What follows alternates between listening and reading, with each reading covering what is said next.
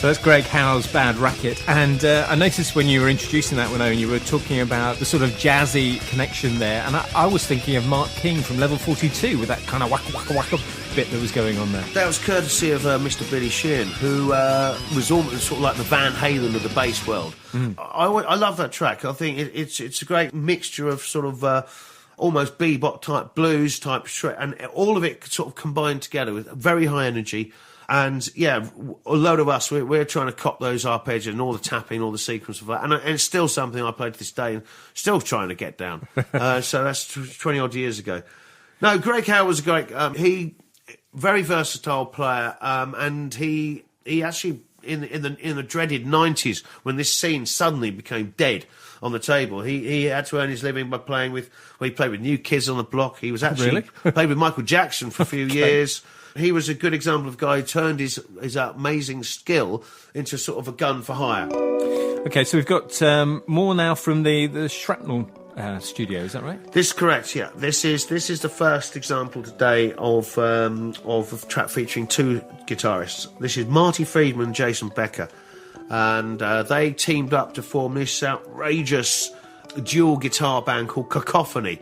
Quite short-lived, big draw in the LA scene, but the players individually became very important afterwards. Anyway, this is a track called Images, and this came out in summer 1988.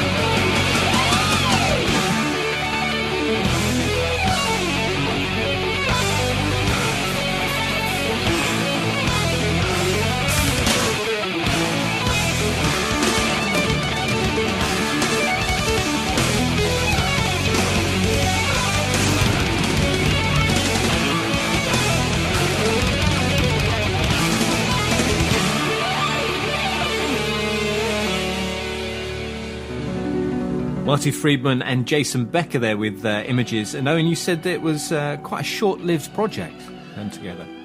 Well, Becker and Friedman were both players first picked up again by Mike Varney. He featured them in his Spotlight column and signed them to his Shrapnel record label. And at that point, a lot of critics had actually brought up the fact that a lot of these guys were beginning to sound the same that you mentioned, or at least coming from areas that it was hard for the non-hardcore fan to actually differentiate between. So what Varney thought was, okay, let's get two of these dudes together and get them to take things to the next level. And they did deliver. Becker was only born in 69, he's very, very young. Friedman's a little bit older, born in 62. But they teamed up to produce, along with Racer X, his later incarnation, what was undoubtedly the most extreme double act ever featured on Earth. And they created Far Eastern melodies, insane arpeggios, and but sort of running up and down of the scales as well, I thought. Yeah, again, and that comment is also what many detractors say. I don't like to think of it like that, just gratuitous running up and down of a scale. There's a lot more going on there. As I said, this band was short-lived. Both went on to much bigger bands. Marty Friedman went on to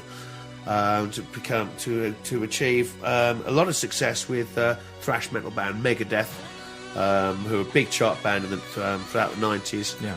And he's now very, very big still, but he's based over in Japan. He's sort of in the multimedia world.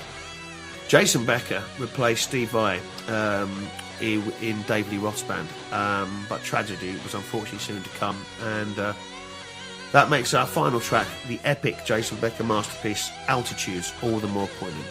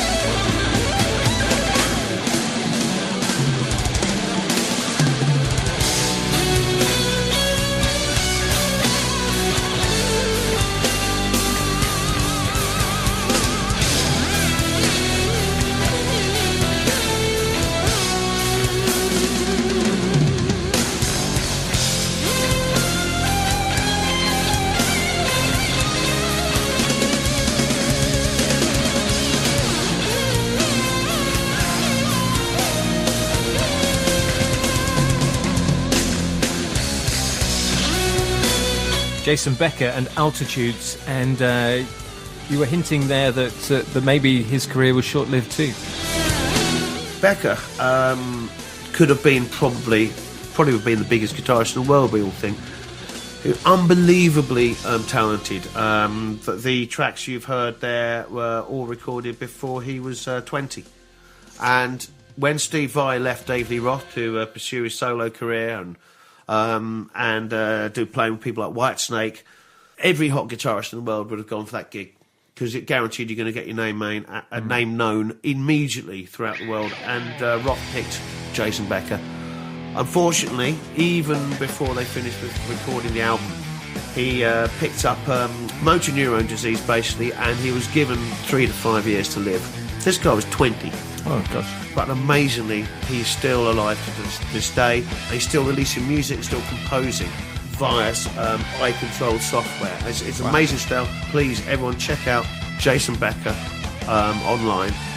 There's a movie called which came out recently celebrating his career, and inspiring, epic, wondrous player, and a great point to end this show on the instrumental shred gods of the 80s. An amazing story. So if we've done the shred gods, are we staying with the 80s for next week? Indeed, and actually, yet again, some of these guys are going to be featuring again, but we're going to be looking at the commercial peak, the sort of the dying days of the shred guitar and the 80s rock scene. And it's a lot of fun, some great tracks. I'll see you next week. Catch you then. Bye.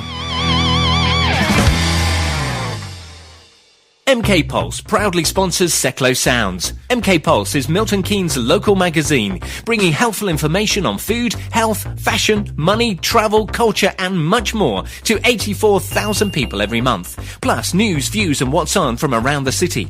If it's happening in Milton Keynes, it's in MK Pulse, and it's available online at www.mkpulse.co.uk. MK Pulse and Seclo Sounds, the heart and soul of the city.